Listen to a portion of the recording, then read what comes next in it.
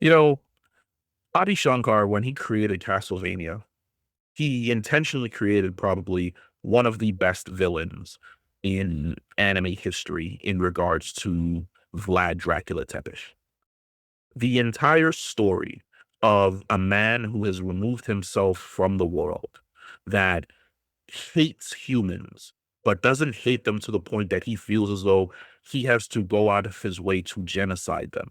Meeting a woman, falling in love with that woman, having a child, building a life, wanting to share experiences with her, and then having her snatched away because of the bigotry and fear of humanity, pushing him over an edge of grief and rage, and as Alucard puts it, the longest suicide note in history, created one of the best villains we've ever had.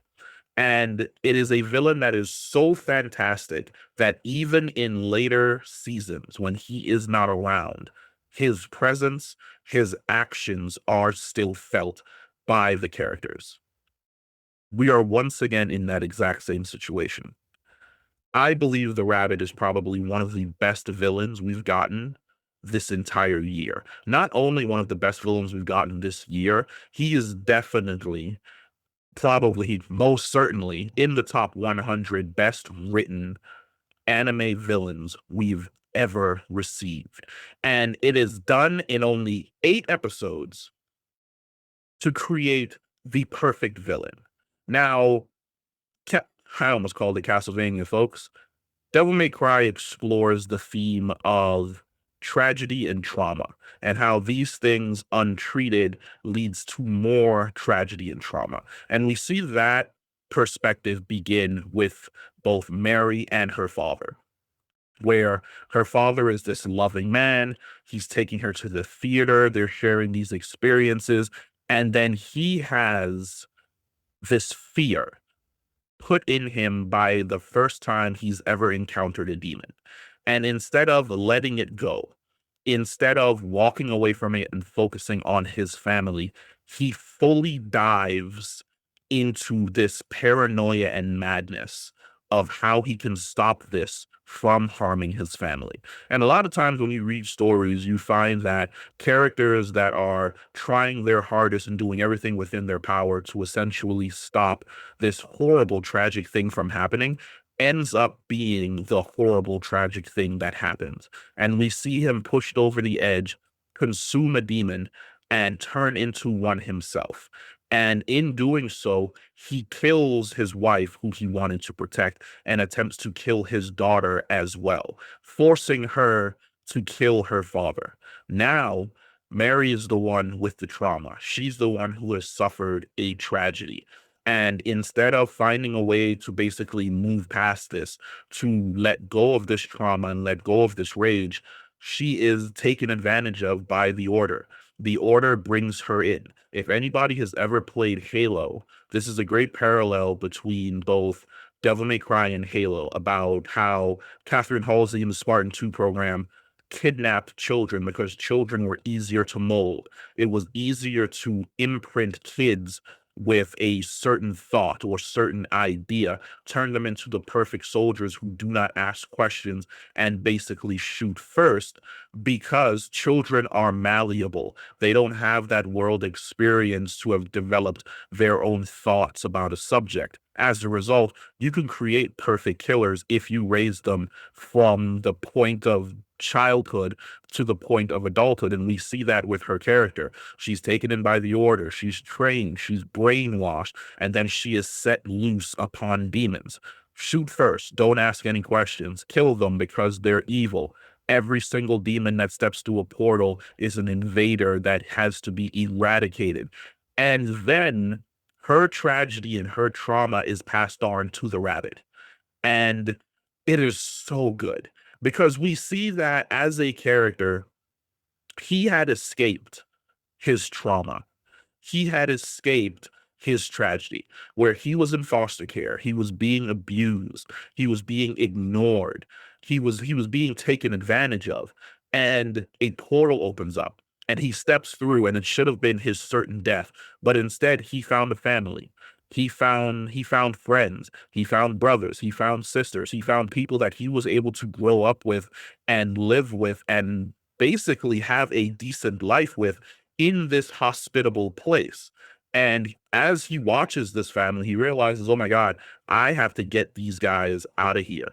I have to bring them somewhere where they can't be harmed, where they're able to basically live their lives and breathe fresh air and look up at the sky and know that there's a future that doesn't involve being taken advantage of by the demon King Mundus. And he works and he dedicates himself and he creates a movement and he begins ferrying demons over to the human realm. But unbeknownst to him, these humans are being eradicated by Mary's squad. They're being killed, they're being annihilated. He's basically serving them up for slaughter. And then he arrives upon just death. And there's a moment, and I feel as though if it wasn't for the fact that that large demon was chasing them, he would have been able to talk to Mary and at least maybe change her mind or get her to let them go to a different location. But that demon triggers the training that they all have. And the second that demon bursts through the portal and begins attacking people, it's go mode. And they slaughter all of the demons, the good ones, any of the bad ones that were hiding in there. Everyone has to go, everyone dies. And it's Rabbit waking up after the chaos, looking around at the bodies of his friends, the dead demon children, the people that he was trying to give hope to, and realizing this entire time that I've been saving these people and bringing them here, I've been killing them.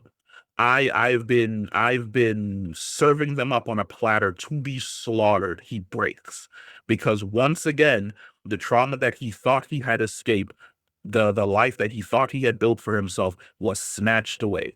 The curtain was drawn back and he realized just how much of a fool he's been, just how much time he's wasted because the people who brought the trauma on him aren't the demons that he lived with, aren't the ones that are vilified and despised. It is once again the humans that are the problem. And he abandons his human persona and he dons the mask and he realizes I can't create change as long as these people who are in power remain. I cannot create change as long as this organization is here. As a result, I have to be worse than them. I have to take all of the things that they are doing and I have to absolutely perfect it. So what does he do? He begins creating hybrid monster creatures from the demon children orphans that are around. He begins amassing power. He begins creating a plan. He begins wiping out their soldiers and going after artifacts and doing everything within his power to bring about the end of the world. And I love how it all comes full circle, where the revelation, where he takes off the mask and she sees his face and realizes this is that same guy from all those years ago who I thought I had killed, who tried to talk to me, who was human. The realization of it all, that she is the one that set all of the events that they've basically been through, that got all of her friends killed, that got all of her teammates killed in motion from all of those years ago because she shot first and she did not listen. All of that comes crashing down on top of her head, and she learns absolutely fucking nothing because because she betrays Dante literally 30 seconds later. I love this character. This character is absolutely fantastic. I could only hope that he comes back in some way, shape, or form in something, maybe in the game, or maybe down the line we learn more about him and about his movement, because we do see earlier on that he brings a big group of demons into like this wooded forest area. So it would be great to discover that he had created like a sanctuary for them and his initial friends are all there and he just never went back because he had basically abandoned that side of himself. I want more of the rabbit. I want more of this show exploring characters' trauma because we see two sides of trauma between both Dante and the revelation that Virgil was in the demon realm the entire time. And it's going to be so interesting in season 2 when they go through all the things that both of the boys went through the night that their mother died. But let me know what you guys think about Devil May Cry. We'll be making a few more videos about it. Comment down below, and I'll catch you in the next one. Peace.